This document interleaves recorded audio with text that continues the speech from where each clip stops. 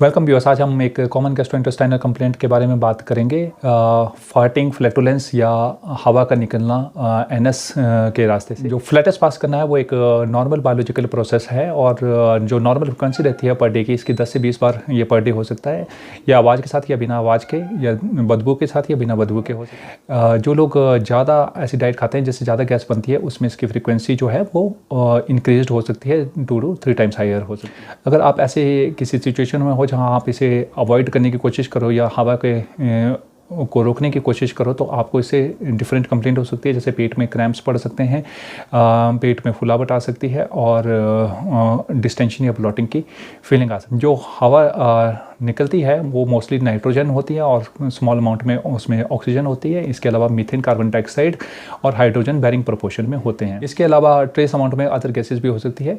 अगर इसमें sulphur gas होती है तो उससे आपके फार्टिंग में जो है वो स्मेल हो सकती है। नॉर्मल बायोलॉजिकल प्रोसेस है, लेकिन अगर ये एक्सेसिव फ्रिक्वेंसी में हो रहा है तो हमें देखना पड़ेगा कि किन कारणों की वजह से हो सकता है। जो कुछ कॉमन कारण होते हैं उनके बारे में मैं आपको बताऊँगा। एक जो कॉमन कारण होता है एरोफेजिया। अगर हम आप एक्सेसिव अमाउंट में एयर को स्वॉलो करते हैं, अगर हम बहुत तेज़ी से जो है सॉलिड या लिक्विड को स्वॉलो करते हैं, या हम स्ट्रॉ यूज़ करते हैं लिक्विड के लिए, तो हम बहुत सारी एयर जो है उसको स्वॉलो कर लेते हैं। उसकी वजह से जो है ज़्यादा गैस हो सकती है। अगर आप बहुत ज़्यादा कार्बोनेटेड बेवरेजेस लेते हो, जैसे कि फैंटा, कोला, पेप्सी, बियर या वाइन ले रहे हो, लेकिन इस तरीके की गैस जो अपर डाइजेस्टिव ट्रैक्ट में होती है वो मोस्टली बेल्चिंग के द्वारा बाहर कर दी जाती है। बहुत स्मॉल अमाउंट में ये जो है आगे जा सकती है और उसकी वजह से भी आपको जो है एक्सेसिव फ्लैटुलेंस हो सकती है। जो मोस्ट कॉमन कारण रहता है इसका एक्सेसिव फ्लैटस होने का, वो रहता है कि अगर आपका इनडाइजेस्टिबल जो कार्बोहाइड्रेट है जो आपकी छोटी आंत में डाइजेस्ट नहीं हो पाता है, एब्जॉर्ब नहीं हो पाता और कोलोन में पहुंच जाता है, तो वहाँ आपके नॉर्मली कोलोन में मिलियंस ऑफ बैक्टीरिया रहते हैं, तो वो इस कार्बोहाइड्रेट को फर्मेंट करते हैं और उससे फर्मेंटेशन प्रोसेस से डिफरेंट गैसेस बनती है, जैसे कि methane, carbon dioxide, hydrogen etcetera. उसकी वजह से जो है एक्सेसिव फ्लैटुलेंस हो सकती है। तो आप में जो ये अनडाइजेस्टिबल कार्बोहाइड्रेट है जो कि डाइजेस्ट नहीं हो रहा स्मॉल इंटेस्टाइन में और कोलोन में जा रहा है, जिसके ऊपर बैक्टीरिया एक्ट कर रहे हैं, ये कहाँ से आएगा? इसके 2 रीज़न हो सकते हैं। एक, आप एक्सेसिव अमाउंट में ऐसी डाइट खा रहे हो जिसमें कि इस तरीके का कार्बोहाइड्रेट एक्सेसिव अमाउंट में है। जैसे इस तरीके के कार्बोहाइड्रेट को हम फोडमैप्स भी कहते हैं।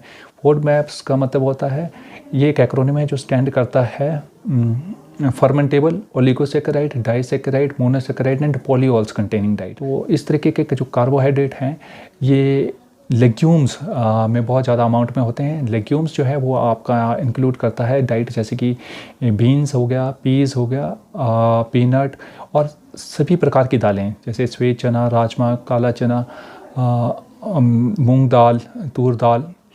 इन दालों में इस तरीके के कार्बोहाइड्रेट की कंसंट्रेशन ज़्यादा होती है। इसके अलावा क्रूसीफेरस वेजिटेबल, जैसे कि आप फूल गोभी खाते हैं, बंद गोभी खाते हैं, ब्रोकली, ब्रसल स्प्राउट, उनसे ऑनियन, गार्लिक, व्हीट और पोटैटो जो है इनमें हाई फोडमैप हो सकते हैं। और जब आप इस तरीके का कार्बोहाइड्रेट ज़्यादा खाते हैं तो ये जो कार्बोहाइड्रेट है वो स्मॉल इंटेस्टाइन में डाइजेस्ट और अब्जॉर्ब नहीं होगा और लार्ज इंटेस्टाइन में पहुंचेगा, जहां इसके ऊपर बैक्टीरिया एक्ट करेंगे और बहुत सारी गैस जो है वो प्रोड्यूस होगी। इसके अलावा अगर आप का डाइजेस्टिव एंजाइम जो है आप में अगर कम है और आप जो नॉर्मल डाइट में कार्बोहाइड्रेट खा रहे हो उसे आप डाइजेस्ट नहीं कर पा रहे हो, तो उस वजह से भी जो है इस तरीके का कार्बोहाइड्रेट कोलोन में ज़्यादा पहुंचेगा और बैक्टीरियल फर्मेंटेशन से ज़्यादा गैस बनेगी। एक जो मोस्ट कॉमन रीज़न रहता है, जैसे कि मिल्क में लैक्टोज जो है, मिल्क शुगर होती है कार्बोहाइड्रेट।